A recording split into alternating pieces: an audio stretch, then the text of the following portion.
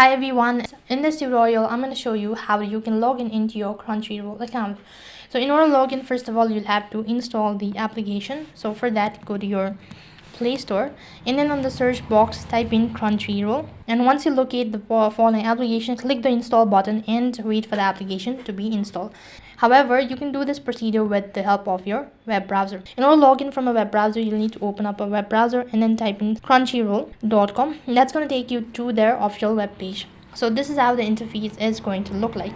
Now then, to log in into your account, make sure that you already have an account. Only then you can log in. Now it's going to take a while in order to load. When you have to log in, tap the profile icon from the top and go to login.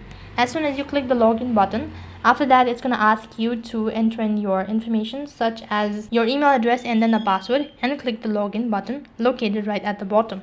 As soon as you do that, then you'll be logged into your Crunchyroll account.